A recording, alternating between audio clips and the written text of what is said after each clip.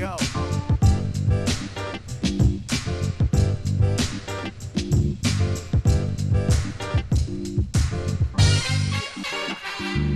$1.4 billion.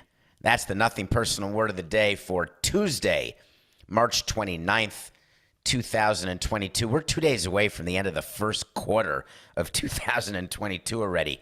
Tick tock, boom. Tempest fugit, folks. Carpe some diems today. We're going to talk about Buffalo. Who talks about Buffalo? I do. I love Buffalo. The Buffalo Bills. Not often can you go to 4 straight Super Bowls and lose. There are people now who don't remember that time when Jim Kelly and the Buffalo Bills went to the Super Bowl every year and then could not win. Yeah, Giants. $1.4 billion is the word of the day. People are up in arms. Let's have a stadium financing conversation.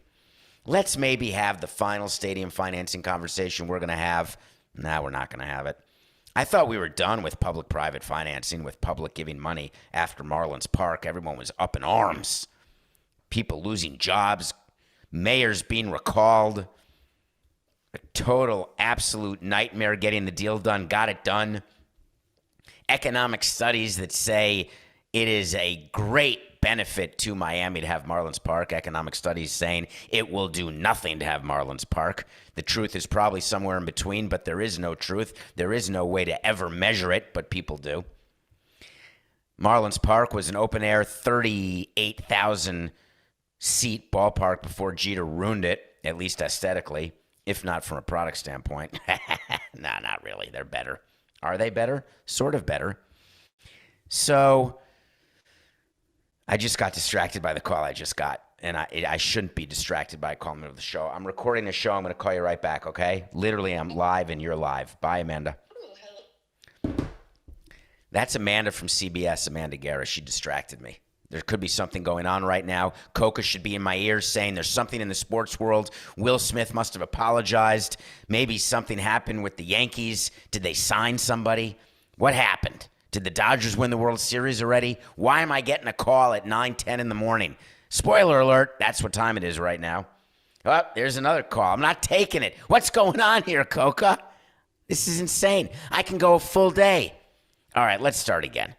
4-6-69. New York approved a $1.4 billion stadium for the Buffalo Bills yesterday. And here's the interesting part. People are wondering why communities do this, why New York State would get involved. And the governor was very clear. The governor said I had 3 things I had to do. And this is the dream of an owner, is to have a governor who actually believes the 3 things that Governor Hochul said she believes, which I find hard to believe that she actually believes any of them. But it doesn't matter, because when you're negotiating a ballpark or a new football stadium, you have to get the politicians to believe you that if there is no new stadium and there's no public money from that stadium, then the team is going. And when you're in Buffalo, if you don't have the Buffalo Buffs or the Buffalo Bills, guess what? Then you're still Buffalo. But the Buffalo Bills mean everything to that part of New York. It would be like the Green Bay Packers leaving Green Bay. What would ever happen if the Nordiques left Quebec City, or if the Supersonics left Seattle? It's a nightmare. It's a malrev. You know you'd spend 3x just trying to get the team back. So the governor was very clear and said, listen, I had 3 goals. Number 1, we had to keep the Buffalo Bills in Buffalo, because I'm the governor, and I want to make sure that people upstate, by the way, down here in New York City, Long Island, Westchester, couldn't care less. Could try, but couldn't care less whether the Buffalo Bills are in Buffalo or Saskatchewan, because Buffalo is the same as Saskatchewan when you're on the Upper West Side, or even in Tribeca or NoHo or Soho or Blowho. That's a place that I don't really go. Okay, 1, keep the Bills in Buffalo. All right, that's a very important thing. And you need the politicians to want it and need it. 2, this is a good one. I can't even tell you this, but it's pretty funny. She said, it's important that the project will benefit the hardworking men and women of Western New York. 2, So they negotiated to make this a union construction project. Let me explain to you why politicians want there to be union labor. Because the unions donate money to the political campaigns. They do it through PACs. So they pool all their money and they give huge sums of money. So you've got different city commissioners and county commissioners and senators and congresspeople and governors who are all pro-union. The irony is the overwhelming majority of workers are not part of a union. But the ones who are in the union have representation because they've got union dues, which actually just go to politicians, thinking that the politicians will then make sure that these union laborers get exclusive rights to work on a job. And if that's true, then the electricians union can go to the non-union members and say, hey, if you don't want your company to unionize, that's fine, but then they're not going to get to work on the Bills Stadium. And then the president of the non-union shop says, wow, I'm going to miss out on building a ballpark or a football stadium? And all I have to do to get the job is to pay people 3x what I pay them right now? Let me do some math. Let me get out my spreadsheet. Let me do a little Lotus 1, 2, 3. Nope. Howie Mandel, hit the button. No deal. You go up to the owners and you say, hey, listen, we need union workers here. We need to be able to say that there's 10,000 union jobs. Now, some of those jobs last for a week or for 2 weeks. And are you getting all the supplies from locally sourced? You getting it from the steel mills? Getting all your rebar from New York? I don't want to blow everyone's view of this ballpark deal. Because she said it's very important that the hardworking men and women of Western New York are taken care of. Okay, what's number 3? This is a good one. Can we get the best deal for the taxpayers? We've got to get the best deal for the taxpayers. They all say that. They don't mean it. They don't get the best deal for the taxpayers because the best deal for the taxpayers would not involve any stadium financing. It would be reallocating that money into other places that legally it can be reallocated into. All of the tax money that went into Marlins Park could have gone into other sports facilities around the state, could have gone into convention centers in Orlando or Miami Beach or the city of Miami or the city of Fort Lauderdale or Stewart or Jupiter, Okeechobee, Tallahassee, Gainesville. I don't really know a song that can name. Someone told me this yesterday, Coca, 2 days ago maybe. Do you have a song in your head where you can name all the capitals of the 50 states? We had to learn it in 4th grade at Horace Mann, and we had no song. We just had to learn it. But apparently there's a song, and there's also a song where you can name the 50 states, like Alabama, Arkansas, Alaska. Those are, of course, out of order already. I don't know the song. So you're not going to get the best deal for your taxpayers, and especially when you're putting it forward through a budget, which is what the governor did, and in the budget you're cutting all sorts of other services, and you don't in your release explain why you're cutting other services to the poor, to the homeless, from an education standpoint. You're cutting those not because you're putting money into the Bills' new stadium, because there's 2 different budgets, and the budget process for a community or a state is quite complicated. But for all of the people who are saying by putting money into a billionaire's pocket or helping a stadium be built, we are firing teachers. It's not actually true. So the governor went on to say that after all these negotiations, they did it, they answered all the questions, and they are good to go. They got a 30-year lease. The Buffalo Bills are staying in Buffalo for 30 years. Where exactly were they going? Just side note. So now the billionaire owners need to figure out how to release a statement and how to make people feel as though it's okay. Because one of the things you do once you get a deal is you have to continue the work that you did when you were trying to get the deal. Because when you're negotiating with the public to get money, you are out there and you are pounding the pavement. It's like running for office. You're going to churches and synagogues and chambers of commerce, and you're trying to explain the benefits. You're trying to show economic studies that say all of the money that will be coming in. As a matter of fact, the actual governor of New York said there's going to be payback of the money we're putting into this because of all the economic. Excuse me, I have a tickle in my nose. COVID? No, just a little. I got to put my finger on my mustache and press up on the bridge of my nose to stop me from sneezing in the middle of a show while my phone is ringing again. Coca, why is Jerry calling me so much? Did something happen? I don't know. All right. I'm not going to take it because what's happening now can happen in the next 30 minutes. I mean, are we going to miss a golden opportunity of flight or fight in the next 35 minutes? I don't think so. So you spend all sorts of time trying to get people on your side. Then you get the vote, and then you've got to keep working in the community. Now, you don't do it with the same sense of urgency because you say, hey, I've got to be around for construction meetings, so you send people down the chain. That's the biggest difference between when you're going for the money and after you get the money. When you're going for the money, you see the owner and the president all the time. When you've got the money, you then see the head of communications, you see the head of marketing, the head of sales. When you're going for the money, you get the best players to come to some meetings. When you've got the money, you've got people on the bench. That's sort of the ABCs of community participation for a team that already has secured public financing.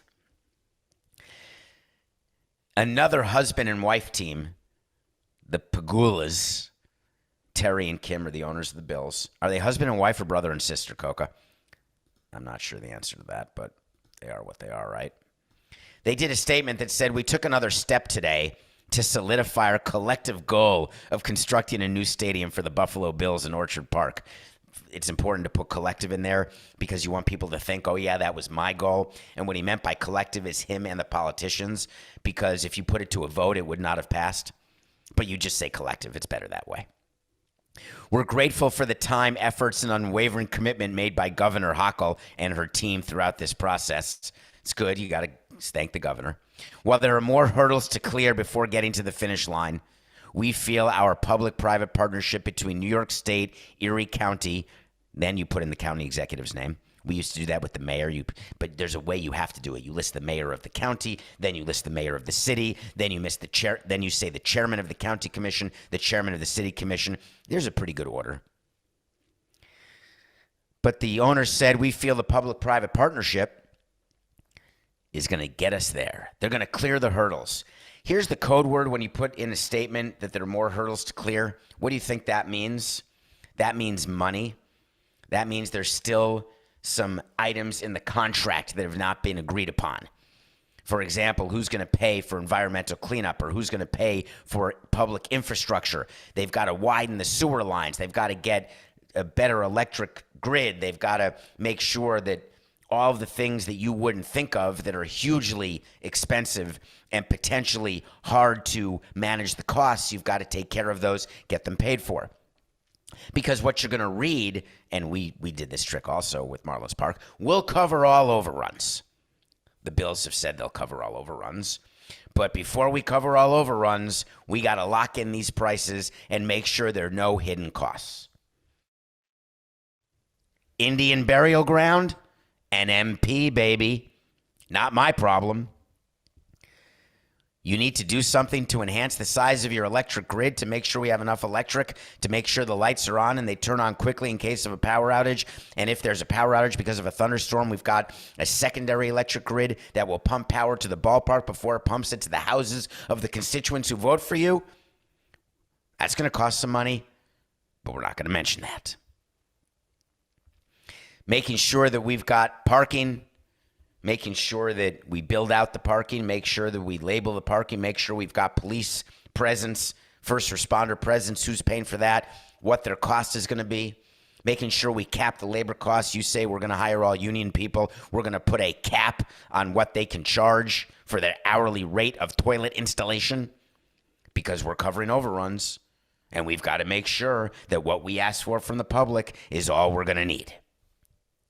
So all of these things are going on behind the scenes. And people in Buffalo are saying, you know, we're putting in $600 million, the state is.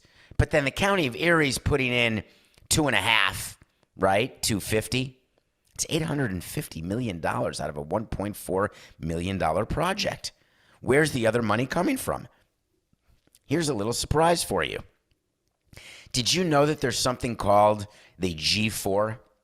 G4 is a loan structure where the NFL loans money to its member teams out of a sort of central fund. We have a wait to see that's been pending for a year or two, and it's going to pen for longer. But the Los Angeles Rams and the Los Angeles Chargers took out a huge amount of money of the G4. There were tremendous overruns. That G4 is going to have a hard time getting paid back. But the NFL puts money in, and they voted in West Palm Beach as part of the owners' meetings that they will put in money into this deal. They approved a loan up to $200 million to one of their own owners. And you'd say, wow, that's amazing. Well, Steve Ross got the same loan to refurbish Hard Rock Stadium. He's not alone. The other owners, that's what it's for. I once spoke to Bud Selig and Rob Manfred about a baseball G4 when we were trying to get a ballpark done, and they both responded. We were in a meeting, and I brought this up. I said, we always try to copy the NFL. Why wouldn't we do this? It makes perfect sense. And they said, I've got 2 words for you, Dave. I said, wait, is Le Batard here? Don't call me Dave. I'm David. I got 2 words for you. Revenue sharing.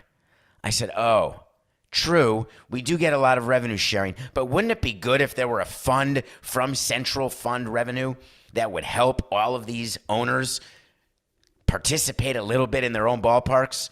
No, because we want the public to pay for all the ballpark like they did in Washington. Okay.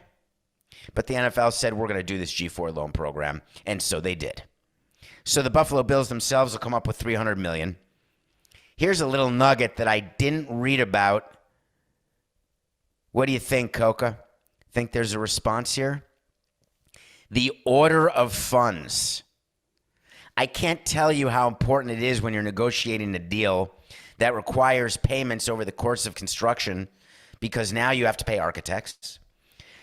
They have to do construction drawings. Then it turns into design drawings. Then you've got to start public infrastructure work. You sort of have to dig the trenches to get the wiring, and then you've just got to dig holes. You've got to do remediation. All sorts of things are happening before you put in the FF&E, furnitures, fixtures, and equipment, before you put in the hot tub in the locker room, before you actually put in the seats, before you hang the art on the wall.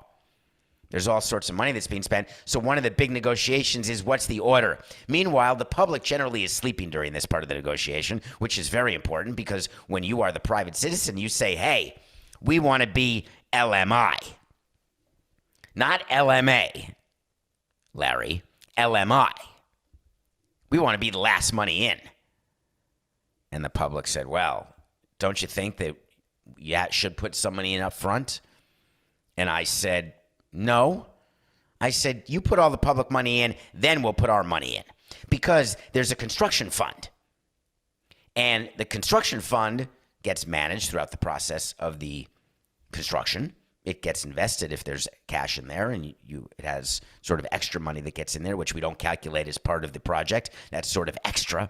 And then you negotiate what happens to the construction fund when it's done in case there's more money in it. Spoiler alert, there's never extra money in the construction fund, because you use that money. You say, hey, we're going to use that maybe for capital reserve. We're going to use it for something. Yeah, we're going to use it to cover overruns. We didn't actually have to do that. We got in under budget, baby, and on time. I'm going to flex that the rest of my life, because it was hard to imagine a 36-month project under budget and on time. Anybody can be on time. Anybody can be on time, right? You could also be under budget if you just don't build what you were supposed to build. But we built exactly what we were supposed to build, exactly what was designed. I'm flexing, Coca. Stop yelling at me. I'm not going to stop. It's cool. And I want people to remember what Marlins Park looked like. But the LMI is so important, because you don't want to have to borrow the money, which is what Terry and Kim are going to do, both from the NFL and from their own banks, in order to put money toward this project. You want to borrow at the last possible minute, because then you're not paying interest for as long. And what you say to the government is, listen, we're going to cover overruns. We're responsible to complete this stadium. We have to have some place to live and to play. So, of course, we're not going to just build half, use all your money. Well, build 82%. You lose all your money. Use all your money for 69. We're not going to have all of your money put into the fund, use it all, have a half-built stadium, and then disappear. Who would ever do that? Coca, help me right now. What's the story of the ballpark? It's a practice facility in football. I think it's David Tepper of the Charlotte Panthers, of the Carolina Panthers, who was in the middle of building a practice facility, and then the public money dried up and they stopped building. I think that happened. I don't know what's happened since then, but I do think I have a way to see that building will be completed. I don't know if it is. Yeah, it was an $800 million practice facility. Thank you, Coca. How did that just get in my mind? I am absolutely focused on this show today, Matt. Totally focused. So I guess the moral of my stadium story for you is that I think it's very nice that you're going to get a new stadium in Buffalo. Just at least have an idea that there may have been a little tiny fleecing.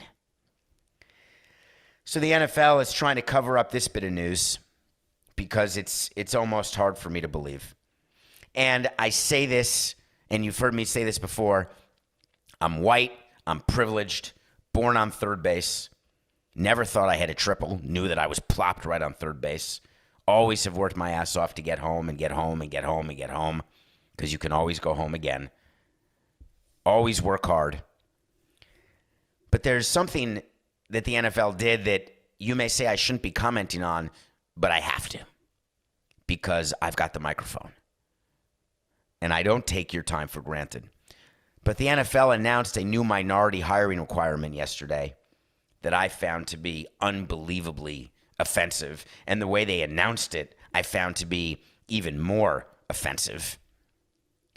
In 2022, every single NFL team will have an assistant offensive coach who is either black, brown, or a woman. It is not a question of following the Selig rule or the Rooney rule. This is a rule. There will be 32 offensive assistants. Why? Because that is what the NFL decided is the best path to be a head coach. And while they care about GMs and defensive coordinators and offensive coordinators and assistant GMs and trainers, etc., the real thing, the real face of the NFL are the head coaches, and they want more minority head coaches, more women head coaches in the NFL, because it's part of what I think will end up being a settlement of the Brian Flores lawsuit. Which, by the way, apparently 2 new coaches are going to join. I guarantee you it's not Mike Tomlin. So the NFL announces this, and they said we're doing it for offensive coaches because that's the pathway to being a head coach we've noticed. Talk about recency bias, right? It used to be defensive coordinators were being promoted to be head coaches. Now, like Bill Belichick at the time, he was, I believe, the defensive coordinator for the Giants when they won the Super Bowl, and then went on to be, obviously, who he is with the Patriots. But now, the hip thing is to hire offensive people, not people who are offensive, offensively minded people. That could have been lost in textlation. So every team's going to have one, but guess what? They're not on the payroll of the team. The NFL is hiring them and basically placing them with the teams, or the teams are going to hire them and then forward the cost of the contract to the NFL for payment. It reminded me in baseball when they made us hire a translator as part of the 2016 collective bargaining agreement. Another thing that the players wanted that we gave them because it was so easy to give, because it was so ridiculous, but they were so insistent upon it. We must have a Spanish translator for our players who don't speak English for when they get interviewed after games, because we want them to be interviewed. We want them to have FaceTime. We want their profiles to be increased, and therefore we're not going to make them learn English, because why should they have to learn English? And we are going to make sure there's a translator, but we're going to pay. MLB said. So we hired somebody. Do you know what we did? Can I say this? I think I can. I don't work for the Marlins anymore. We actually, and of course, ostensibly MLB had to approve who you were going to hire to make sure it was someone qualified, etc. We hired someone who definitely was bilingual, though some teams hire people who didn't even speak Spanish. But our guy we hired who was bilingual, he already worked for us. And we didn't give him a raise, so we had MLB pay the salary, and we kept making him do the job he was doing, so we got to save like $50,000. Yes, it's true. So the NFL is going to hire this person. This person, or the team hires him, doesn't matter. The person walks into the first coaches meeting. Do you think the person is saying, do I belong here? Are people looking at me? How many times do I have to remind you what Mike Hill said? Former president of baseball operations for the Marlins, current senior VP of on-field operations for Major League Baseball, a Harvard-educated African-American with a World Series ring, who always said, hire me because I'm good, not because I'm black. I'm not going to speak for him other than what I just told you, which is what he directly said to me.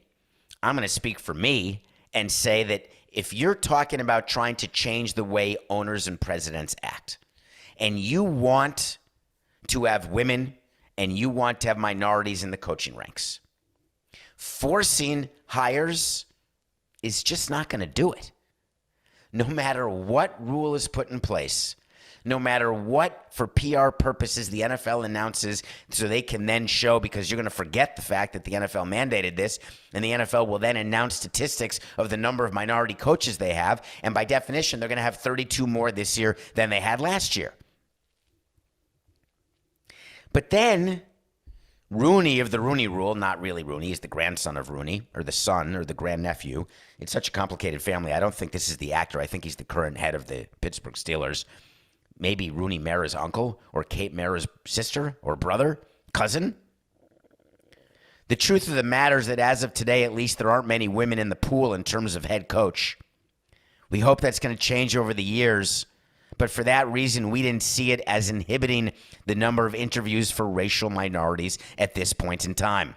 Trying to answer to you, you're going to count women as minorities? So that means if they hire a white woman, that's going to take the turn, that's going to take the place of a black or brown man? Yes. Okay. But then Rooney said, really, we are looking at probably the early stages of women entering the coaching ranks. So we may be a little ways away. Hold on to your hats here, folks. This is an actual quote. We may be a little ways away before that becomes a problem. Okay. Do you know what he's talking about? He's talking about the problem that women who are white are taking the jobs of men who are black and brown. That's going to be a problem. But we don't have that problem because there aren't any women. But when there are, we'll jump off that bridge when we get to it. Overall, I find this new minority requirement from the NFL to be not a positive development for teams, for minorities, for any sort of anything other than PR. Congratulations, Roger. You're making great progress as a result of the Brian Flores lawsuit. Don't kid yourself. You put together this whole group. Did you read that? They hired 6 people like the baseball's blue ribbon panel. They hired 6 very accomplished people to be part of a committee. They're going to start telling the NFL, you got to do X, you got to do Y, you got to do Z, and then there'll be no problems like A, B, C. Easy as 1, 2, 3, 4, 5, 6. All right, Raj. When we come back, we're going to talk prosthetics. Because if you tell me that Sebastian Stan has a penis that big, I'm going to tell you that's wrong. And if you're going to tell me that Lily James has a body like that, I'm going to tell you something's going on here. We're going to review Pam and Tommy, and we're also going to give you a little quick follow-up to the Will Smith situation. There's been a development. We'll be right back. Welcome back to Nothing Personal. It's David Samson. How are you? Thank you for rating and reviewing. We are heading toward another record month here in March, and April is going to be even bigger, and it's all because of you. You found us, and you tell your friends about us, and we spend every day 45 minutes a day just talking about stuff. And I watch a movie every day or a TV series. I'm in the middle of a series. I don't want to blow it, but I'm in the middle of a series that was from 2015 to 2018. And the creator and director of the series was mentioned during the Oscars. Spoiler alert, hint, Easter egg, was mentioned by an actor who has a line that's pretty famous. That's the fact, Jack. So I watched Pam and Tommy because someone told me to watch it. I love when you give me suggestions. Please get on Twitter at David P. Samson. Tell me what to watch. I'll put it on the list. I keep a list on the phone. So please keep giving me suggestions. So I watched Pam and Tommy. It's a mini series about Tommy Lee, the drummer for Motley Crue, and Pamela Anderson, who was in Baywatch. Tommy Lee is the one who was married to Heather Locklear from Dynasty. I don't think she's known for Dynasty. Maybe she's known for T.J. Hooker, or is that T.J. Booker? Is it T.J. Hooker, Coca? And that was William Shatner. Was that Heather Thomas or Heather Locklear? Heather Thomas was the fall guy in BJ and the Bear, so Heather Locklear must have been T.J. Hooker. Either way, Tommy Lee met Pam. Pam is played by Lily James. You may know Lily James from Yesterday. All my troubles seem so far away. The movie about the Beatles where the guy wakes up and no one's heard of the Beatles, so he is the Beatles because he has all their songs because he knows about them. Lily James, who was in some sort of PR kerfuffle because of something with somebody who was married, who was in the Girl Next Door. Stay with me. But I want to talk about Pam and Tommy because there's something that I read about.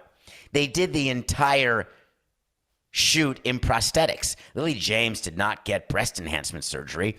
They did prosthetics on her, and she was naked during half the show, but it wasn't really her. It was prosthetics. And Tommy Lee was naked because they're naked all the time. And you're thinking to yourself, my God, this better be fake. I mean, we're talking like Dirk Diggler type of stuff. John Holmesian.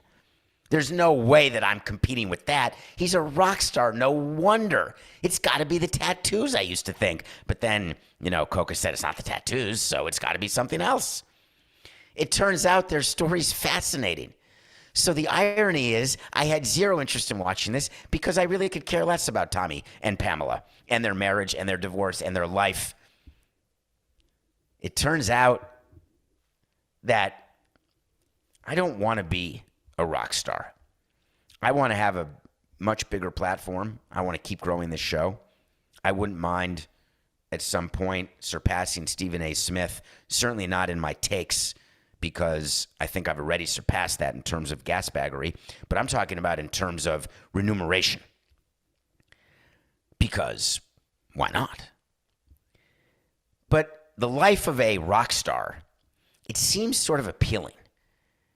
And then I read about another overdose death, the drummer for the Foo Fighters. And I started thinking about the life that Tommy Lee had and has, and rest in peace, obviously. It's not Tommy Lee. The pressure that people have in the public eye. And we talk about it with Will Smith. We talk about it with Chris Rock. We talk about it with celebrities. We love to gossip. There are TV shows. There are networks. There are newspapers that are solely based on voyeurism. And I don't mean like the Sidney Steele type of voyeurism from that movie. I'm talking about we are so fascinated with how other people live when the truth is that they're really like we are, but they're on display, so they feel as though they can't be like we are, so they're always on. And take it from me. I had a job for a long time, and I still feel that way to a large degree, where I have to be on. I want you to engage with me, and I want you to know me, but you're only knowing me in the way that I allow it.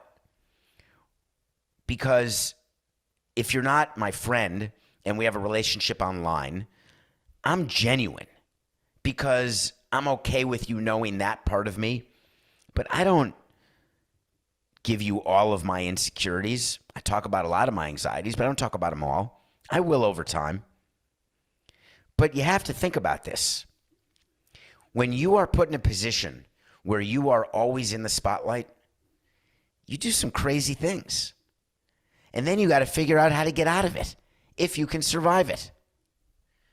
After the Oscars 2 nights ago, Will Smith realized that he was on the wrong side of this issue. He got his lawyers and his PR people together and his representatives. And after a night of partying, because Will Smith went out and partied and everything was fine, wins the Oscar, goes to the parties, gets about 2 hours of sleep. And then his handlers said, we're going to need a statement. You're going to have to apologize for what you did because you had a chance to apologize on stage when you won Best Actor, and you blew that. We told you before you went on. Before he won Best Actor, he actually was advised what to say during his speech. He didn't quite get the full memo, but you can imagine his head may have been spinning with rage. He forgot to apologize to Mr. Rock on stage. So he released a statement late yesterday, after almost 24 hours post-slap. And he had to acknowledge that violence in all of its forms is poisonous and destructive. His behavior was unacceptable, inexcusable. Talking about jokes at my expense are part of the job. He apologized publicly to Chris Rock. I was out of line and I was wrong. His son Jaden, of course, said that's how we do it in the Will Smith family, but apparently that's not how they do it. Or maybe that's how they used to do it until they got in trouble for doing it that way, and then they quickly said, ooh, we can't do it that way. We have to do it another way. I wonder why he decided to apologize. Do you think he's acknowledging that what he did was wrong? Or do you think he's acknowledging that the way people are reacting has endangered his wealth, has endangered his position as a celebrity? I find it to be quite fascinating, right? That there could be race involved. There could be sponsorships involved. There could be movie deals involved, like I spoke about yesterday.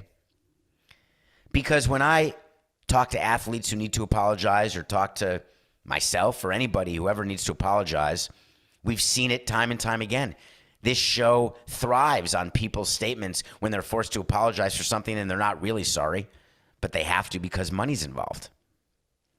So Will Smith realized after a night of sleep, wow, I'm in serious jeopardy. It's time for me to apologize. Guess who hasn't said a word yet? Chris Rock. Why would he? He can milk this all the way to the bank. He's going on tour right now. His tickets are selling out in all of his stops. Everyone is waiting to hear his reaction. Why would you blow it in an Instagram post when you can monetize it? Am I being cynical? No. Of course Chris Rock is going to monetize this moment. Does he have an agent? A representative? A family? You got to strike while the iron's hot, and it's scorching at the moment. Nothing personal pick of the day. I told you the Heat would win by 30. They only won by 23. Sorry, but they only had to win by 14. We're 35-27. That was a good victory. There's a lot going on in the NBA right now. Can you imagine that the NBA, the season's done? But I'm still holding out hope that Zion Williamson's going to play. But the NBA season's about to be done. There's 4 teams at the top of the Eastern Conference. You could be the top seed or the number 4 seed. Either way, you're home court. But the big story is who's going to be the number 1 seed. And it could be the Heat. It could be the Celtics. It could be the Sixers. Coca. Celtics, Sixers. Is it the Raptors who are the 4th team? Bulls. Oh, you put a... Coke. Okay. I'm going to tell you something else about how nothing personal works. Coca, there's 2 ways he communicates, right? In my ear on the document. And when he doesn't know something, I want him to know stuff that I need him to know immediately. He's got 4 screens up. He's got everything open. He's listening to the show. He's writing down what I'm talking about. And he's trying to look up things that I need him to look up. He's trying to anticipate what I'm going to say. But I expect him, he's supposed to know all this off the top of his head. So I said, you've got the Bucks, you've got the Sixers, you've got the Celtics, you've got the Heat. But I may have said the Raptors instead. And I said, who is it? And he said, not in my ear. He wrote it. He said, Bulls, ? And when he puts a question mark, it means don't say it on the air because I don't know it for sure. So it's the Bucks. Anyway. The Bucks play the Sixers. It's a huge, huge game. because they are playing for the number 1 seed. The Bucks are getting one in Philadelphia. How many times can I tell you that the Philadelphia 76ers are not going to win the title? They have no chance to win the title. The Bucks are a better team, period. Joel Embiid is likely the MVP, actually. But that said, Bucks +1. That's my pick of the day. All right, Coca, talk to me. You know what I want? I want to talk to Samson. So you want to talk to Samson. Get into my Twitter at David P. Samson. DMs are OPEN at all TIMES. And I try to answer as often as possible. Hello, David. What do you think of Dave Roberts' comments from last week? Do you like when your manager speaks this way? I've been trying to get to this for a couple days because it fascinated me. Dave Roberts went on the Dan Patrick Show last week. He's the manager of the Los Angeles Dodgers, who it turns out their over-under for wins this season is 164. I feel like the under is a great bet, but again, it's not what I do for a living, but I'm taking the under of 164. Dave Roberts went on the Dan Patrick Show and said, we're winning the World Series this year. Put it on record. I said to myself, I got to go talk to my manager now. I can't have that on the record. Where do you go from there? Managers are supposed to say, as part of speaking points to the general public when spring training starts, and then when you do a sort of press availability before opening day, you talk about, you feel good about your position. You love the depth of your team. You expect this team to have a deep October run. We say that, a deep October run. If you're sort of in the middle, you say, we expect to be competitive for a playoff spot. We expect to play meaningful games throughout this season. We expect to take a step forward. I'm going down the line, right? The people who expect to take a step forward are the ones who won 165 games. They're now going to win 70 games.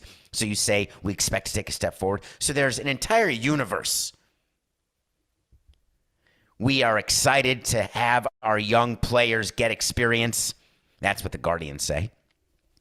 So there's everything from that to we're going to win the World Series. But you don't ever go to that extreme.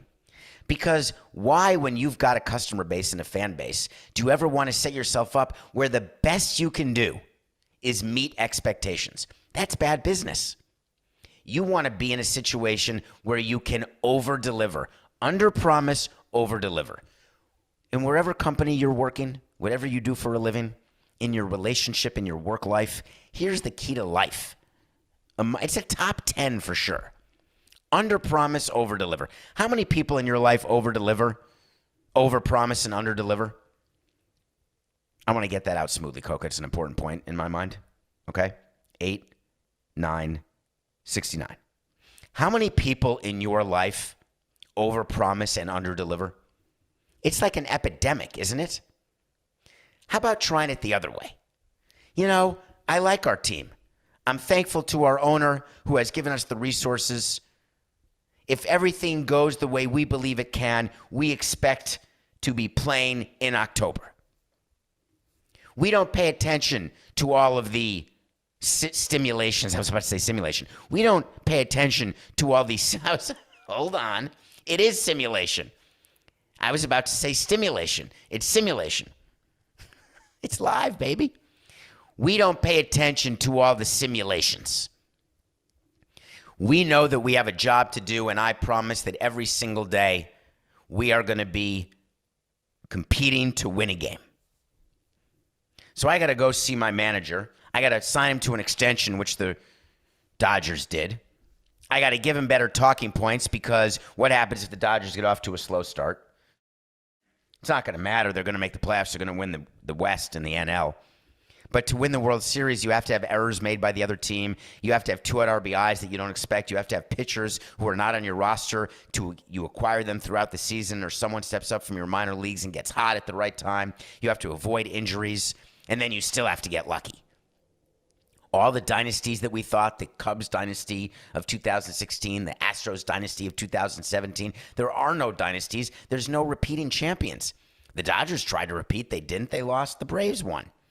So the point is, it is very difficult. So why would you say we are winning the World Series, put it on record? Like, is that motivating your players? I was around players 18 years every day. Believe me, that doesn't motivate them. And then Dave Roberts was very happy. This was a great line. He was thrilled that Albert Pujols has a chance to finish his career with the Cardinals. For those of you who've asked me on Twitter, David P. Sampson, yes, Albert Pujols is retiring at the end of this year.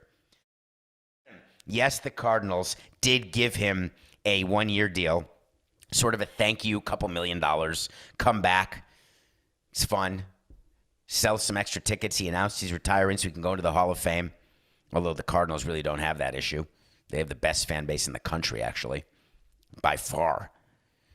So Albert Pujols is done. He's 21 home runs away from 700. Albert Pujols is not going to play first base instead of Paul Goldschmidt. He's not going to play twice a week, 3 times a week. He's going to be a right-handed hitter off the bench, facing lefties, trying to hit home runs. Well, I got to wait to see for you, Dave Roberts and Albert Pujols and everybody out there in the Nothing Personal universe. Albert Pujols will not hit 21 home runs this year. He will retire short of 700 home runs. And on top of that, a bonus wait to see, Albert Pujols will not even make the roster, the playoff roster for the St. Louis Cardinals. This is a pure PR, feel good. It used to be you just sign a guy to a one-day contract and then let him retire with your team. You have a press conference, you say thank you, then you hire him as a special assistant to the president or the GM or the owner, and then you live happily ever after. But to give a roster spot to Albert Pujols, totally unnecessary, totally unwarranted. It's not going to last. He's not good anymore, which is fine. When you're 75 years old, you're not going to be still good enough to play Major League Baseball. Yeah, but the Cardinals said we got to do it. We got to do it. It's just business. Welcome back, Albert. Good luck, Dave. This is nothing personal.